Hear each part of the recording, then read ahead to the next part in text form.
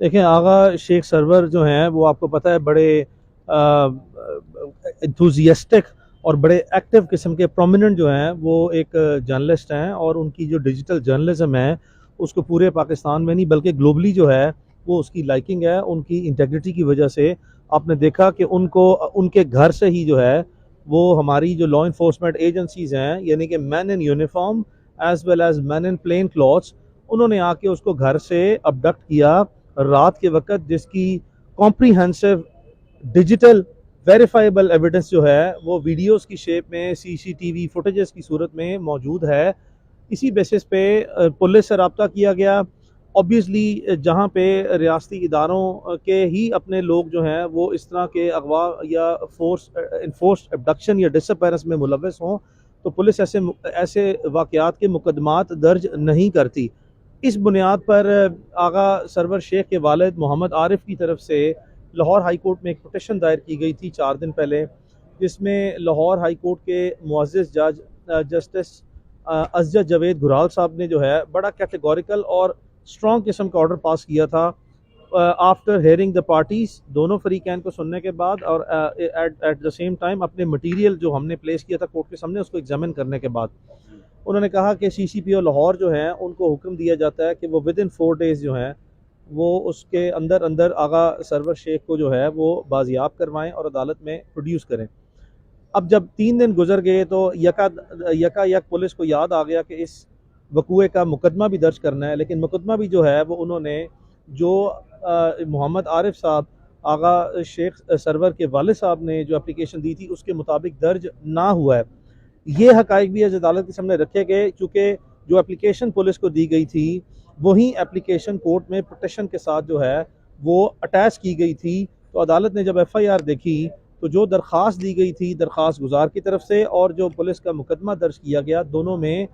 वाज़े तब्दीलियाँ जो हैं वो नज़र आई अदालत को, जिस पे अदालत ने इंतहाई इजहार भरमी जो है उसका इजहार किया और उसके बाद ये वार्निंग दी कि अगर अगली तारीख तक आगा शेख सरवर को ना लेके आए तो ये जो आपने अपनी मर्जी का मुकदमा दर्ज किया है ये FIR भी अदालत जो है वो कैंसिल करवाएगी और एक नया मुकदमा जो है वो इस मुकदमे का इस वकूए का दर्ज होगा। उन्होंने इस दौरान इंसानी हकूक़ के हवाले से भी बात की है कि इस मुल्क के अंदर कहीं ना कहीं इंसानी हकूक़ का जो वक़ार है उसको रहने दें और इस तरह ना गायब करें। अदालत ने इंतहाई इजहार बरमी किया कि इस मुल्क के जो एक civic system of the country है उसको तरफ से धर्म भरम कर दिया गया है। यहाँ पे आइनी हकूक़ और इंसान की जो बुनियादी इंसानी हकूक़ हैं उनको जिस तरीके से अदालत ने ये ऑब्ज़र्व किया ओपन प्रोसीडिंग में, जिस तरह पमाल किया जा रहा है, इसकी पाकिस्तान की तारीख में किसी किस्म की कोई मिसाल नहीं मिलती। और ये केस भी अदालत ने वाज़े तौर पर कहा कि उसी सिलसिले की एक कड़ी है। अब इन हालात में अदालत ने एक आखिरी मौका जो है वो दिया है आगा शेख सरवर की बाजियाबी के लिए,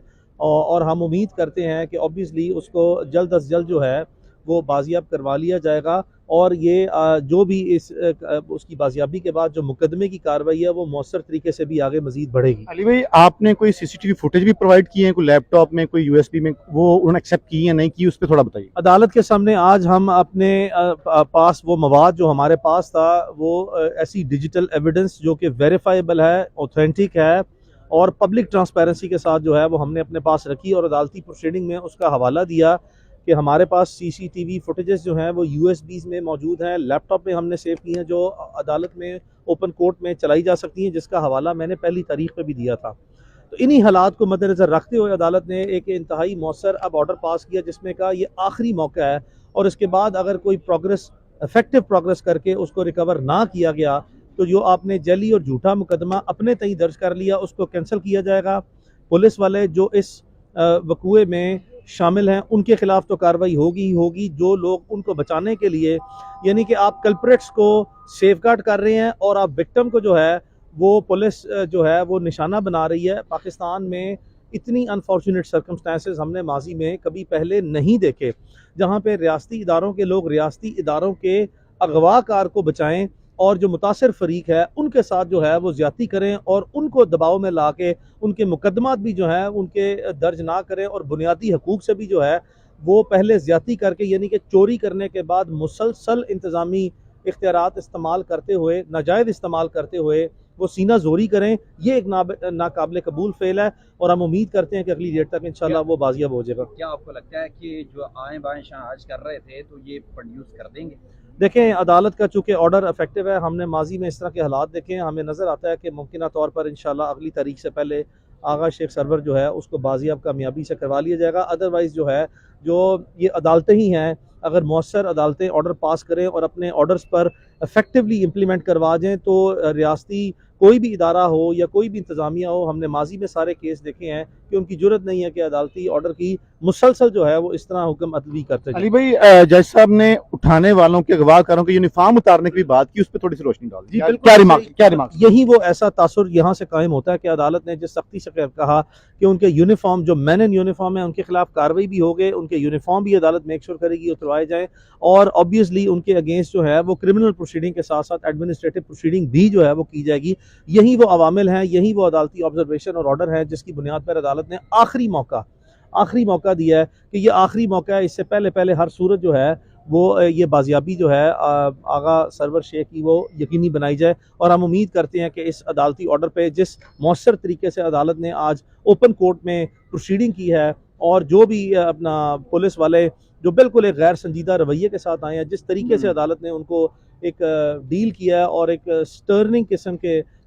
रिमार्क्स पास करने के बाद ऑर्डर जो पास किए हैं, यही हमें यकीन दिलाता है कि इंशाल्लाह बारिक व ताला अगली तारीख तक वो है वो बाजियाब इंशाल्लाह लाजमी होना चाहिए। Thank you.